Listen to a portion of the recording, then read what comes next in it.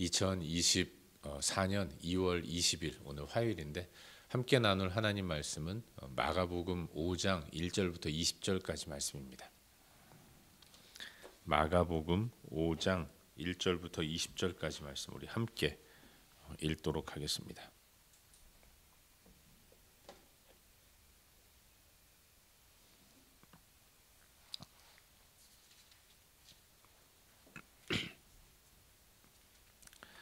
우리 한 목소리로 함께 읽겠습니다.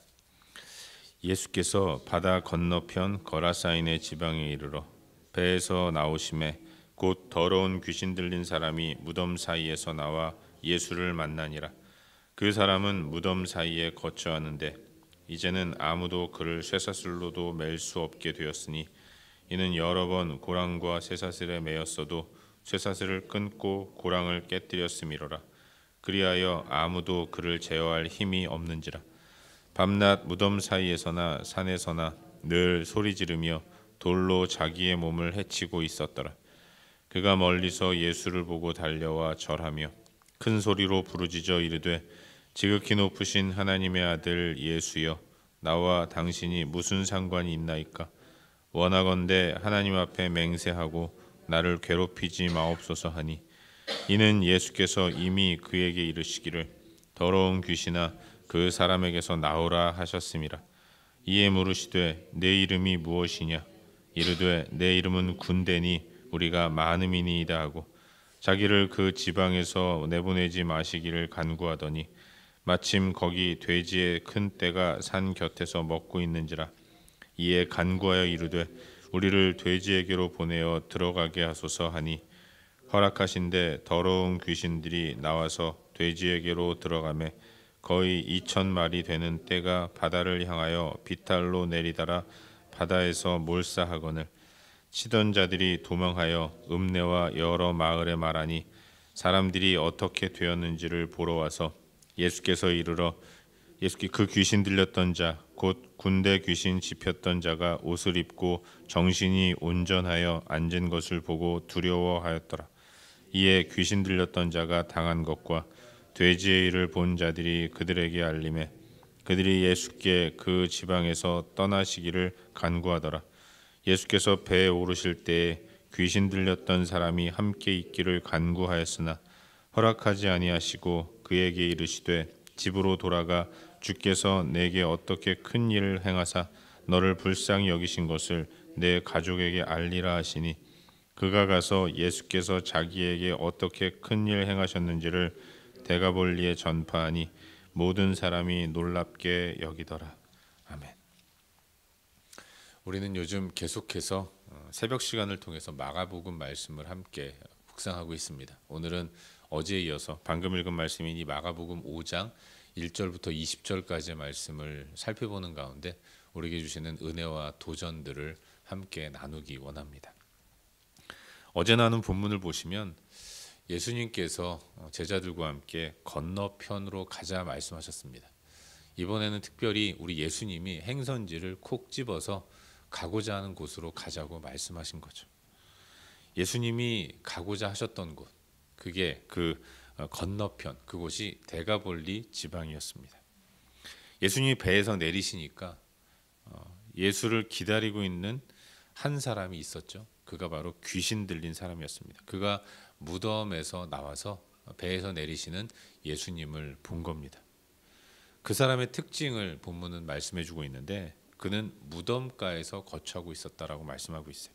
대개의 경우 무덤가는 무서워서 좀처럼 거기에 거처를 마련하는 사람이 없습니다. 그럼에도 불구하고 그가 그곳에서 살고 있었다는 것, 무덤과 무덤 사이에 무덤이 있는 곳에 살고 있었다는 것은 그가 귀신이 들렸다라는 것을 보여주는 하나의 장치인 것이죠. 또한 그는 힘이 아주 셌습니다.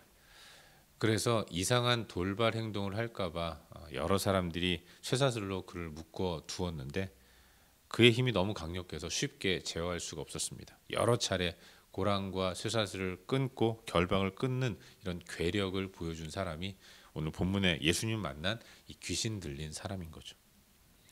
그런 그가 이제 배에서 나오신 예수님을 향해 달려옵니다. 그리고 절하죠.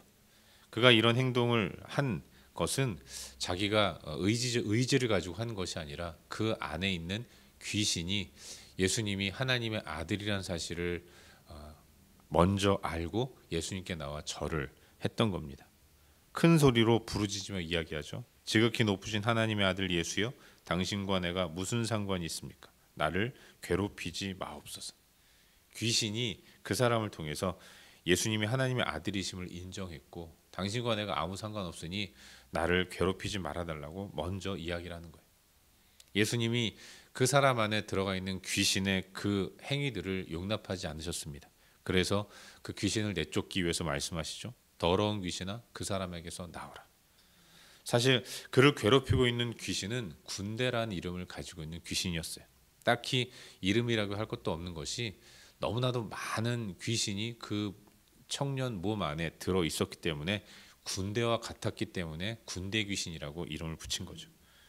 군대 귀신 예수님께 이야기합니다. 그 지방에서 내보내지 마십시오. 내가 이 사람 보면서 당신이 명령하신 대로 나갈 텐데 나를 이 지방에서 내쫓지 말아 주십시오. 이렇게 이야기를 하고는 마침 거기 돼지떼가 산 곁에서 먹고 있었는데 귀신이 얘기하기를 나로 하여금 저 귀신의 돼지떼에게로 들어가게 해주십시오. 이렇게 부탁을 한 겁니다. 예수께서 그 사람을 고치시기 위해서 허용을 하시죠. 그러자 이 더러운 귀신들이 돼지떼에게로 들어갔고 약 2,000마리나 되는 돼지떼가 귀신에 들려서 바다 비탈길로 내리달아서 그 바다에 몰사하게 되는 겁니다. 이 소문이 읍내와 여러 마을에 났죠. 돼지떼가 바다에 몰사했다는 소식을 들은 많은 사람들이 읍내와 각 마을에서 몰려들었고 실제로 그와 같은 일이 일어난 것을 목격하게 된 겁니다. 특히 귀신 들린 자가 멀쩡하게 되고 또 돼지떼가 몰사하고 이걸 목격한 사람들은 두려운 마음에 예수님을 감당할 수 없어서 자기 지역에서 떠나주기를 정중하게 요청하는 겁니다. 예수님은 떠나시죠. 그리고 떠나시기 위해 다시 배에 오르실 때 배에 오르는 예수님께로 이 귀신 들렸던 광인 청년이 예수님께 나옵니다. 그리고 부탁을 하죠. 저도 좀 예수님을 따라다닐 수 있도록 허락해 주십시오. 하지만 예수님은 허락하지 않으세요.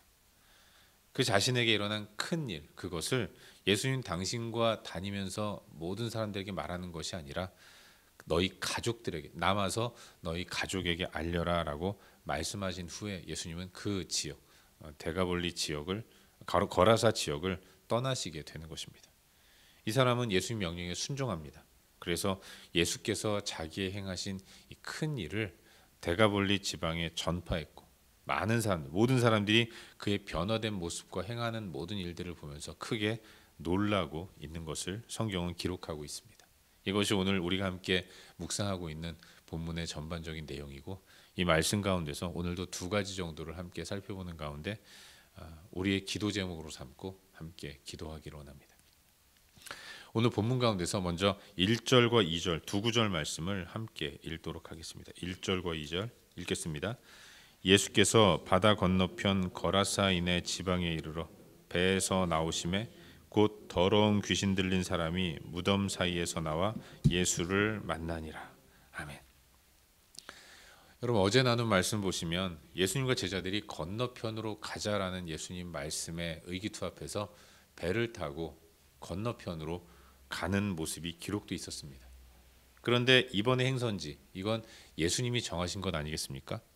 예수님이 그토록 가고자 했던 건너편 그곳이 데가볼리 지방 거라사인의 지방이었던 것이고 예수님이 그토록 거라사인의 지방으로 가려고 했던 이유 해가 저물고 또 밤을 맞이했는데 그럼에도 불구하고 또 몸도 그렇게 피곤하셔서 배에 오르시자마자 배 고물에서 베개를 베고 주무실 정도로 피곤하셨던 예수님이 그 피곤한 몸을 이끌고 그럼에도 이 거라사인의 지방으로 가려고 하셨던 이유를 오늘 본문은 우리에게 보여주고 있습니다. 왜 그렇습니까? 그곳에서는 한 사람이 예수님을 만나야 했기 때문인 것입니다. 여러분 예수님이 거라사 지방으로 오신 이유는 하나였어요. 한 사람 만나려고 거기에 오신 겁니다.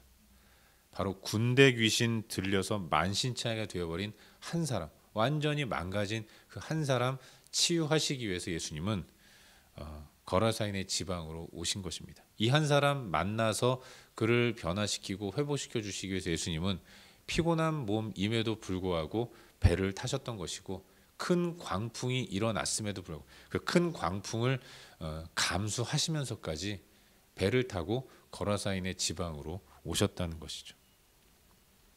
여러분, 예수님이 정말로 이 한 사람만 만나서 고쳐주시기 위해서 거라사인의 지방으로 오셨다는 것을 알 수 있는 것이, 그 사람 몸에 있는 귀신이 돼지떼에게로 들어가지 않습니까? 이 돼지떼가 귀신에 들려서 바다로 쭉 비탈길로 가서 바다에 떨어져 약 2,000마리나 되는 돼지떼가 몰사하는 일이 벌어졌습니다.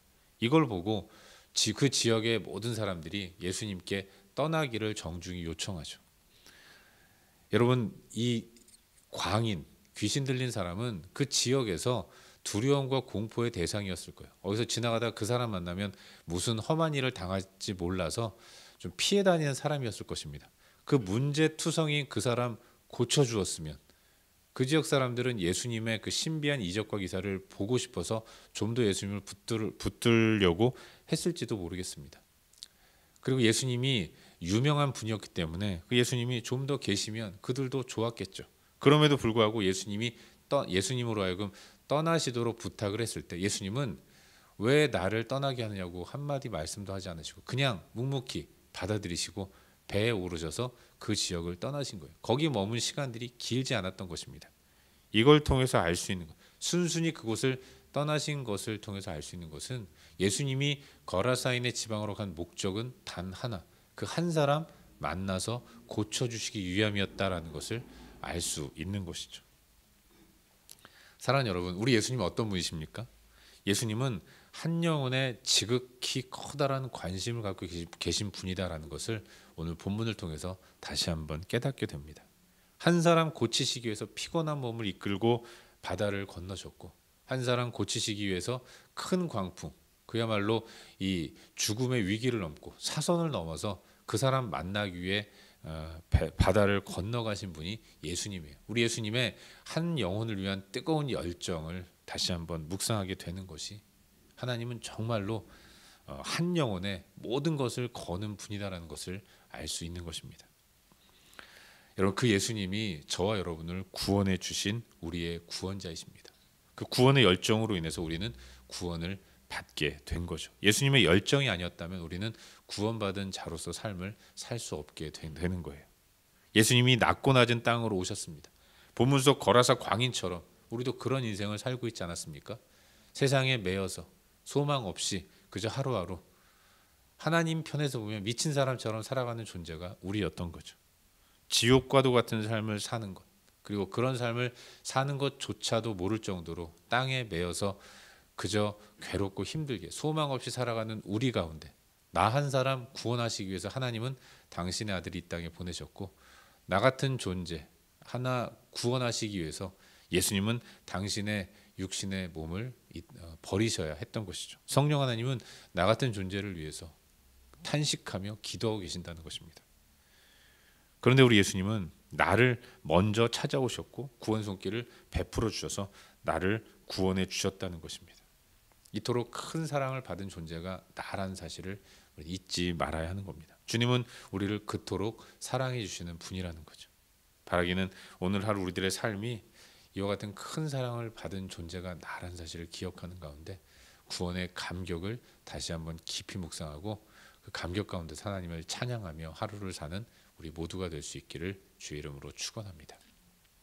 한 가지만 더 묵상하기를 바라는데요. 오늘 본문 가운데서 마지막 절인 20절 말씀을 함께 읽도록 하겠습니다. 함께 읽겠습니다. 그가 가서 예수께서 자기에게 어떻게 큰 일 행하셨는지를 데가볼리에 전파하니 모든 사람이 놀랍게 여기더라. 아멘. 여러분, 예수님은 거라사 지방의 미친 청년 광인을 고쳐주셨습니다. 고침받은 사람은 지역 사람들의 배척으로 다시 돌아가시는 예수님께 쫓아와서 나도 예수님 따라다니고 싶습니다 라고 얘기한 거죠.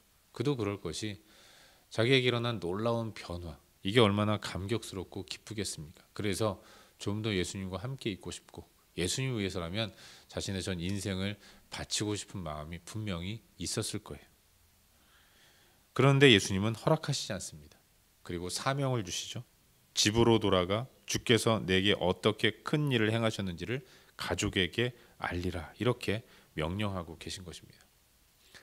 솔직히 사역만 보면 이 거라사 지방에서 만난 이 청년, 귀신 들렸다가 노인받은 이 사람이 예수님을 따라다닌다면 예수님의 사역으로만 보면 굉장히 커다란 도움이 되었을 것입니다.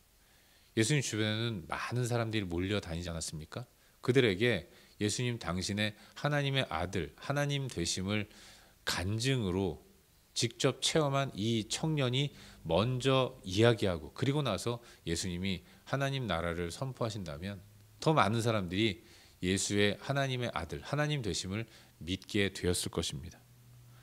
상식적으로 또 생각해 보면 이 사람은 예수님의 사역에 있어서 도움이 될 사람이지 해가 될 사람은 아니었던 것입니다. 많은 유익이 있었을 텐데, 하지만 예수님은 그에게 데가볼리 지역을 맡기시면서 따라오는 것을 막으십니다. 예수님은 은혜를 베풀어 주시고 은혜 받은 사람이 있어야 할 곳을 지정해 주시면서 그곳에서 사명을 감당하도록 명령하시는 거죠. 여러분, 우리가 그와 같다는 것을 잊지 말아야 합니다. 오늘 우리에게도 하나님은 은혜를 베풀어 주시는데 받은 은혜를 어디에서 나누어야 하는지 또한 하나님께서 지정해 주십니다. 그리고 그곳에 우리를 세우시는 거죠. 나의 자리와 위치가 어디 있는지를 깊이 묵상하면서 순종함으로 그 자리에 나아가야 한다는 것을 잊지 마시기를 바랍니다. 오늘 하루 이 땅을 살아갈 때 내가 받은 은혜를 깊이 묵상하고 은혜 베푸시는 하나님을 깊이 묵상하는 가운데 내가 이 은혜를 어디에서 또 나타내고 드러내고 나눠야 할지 이걸 깊이 묵상해 보시고 하나님께서 지정해 주시는 곳에서 하나님 백성다운 새 생명 얻은 자다운 풍성한 삶을 보여주고 드러내는 복된 하루를 살 수 있기를 주의 이름으로 축원합니다. 기도하겠습니다. 함께 기도할 때에 오늘 주신 말씀 붙들고 기도하기로 합니다. 하나님, 주께서 정하신 위치에 서게 하여 주시옵소서. 구원의 감격을 가지고 감격 가운데서 주신 사명 잘 감당할 수 있도록 은혜를 베풀어 주시옵소서. 오늘도 주신 말씀 붙들고 함께 기도하기로 합니다. 또 기도할 때 우리의 중보가 필요한 여러 영역들 기억하시면서 기도하시고, 그리고 각자 개인적인 기도 제목 가지고 기도하시다가 일상의 삶의 자리로 나아가도록 하겠습니다. 함께 기도합시다. 좋으신 아버지 하나님,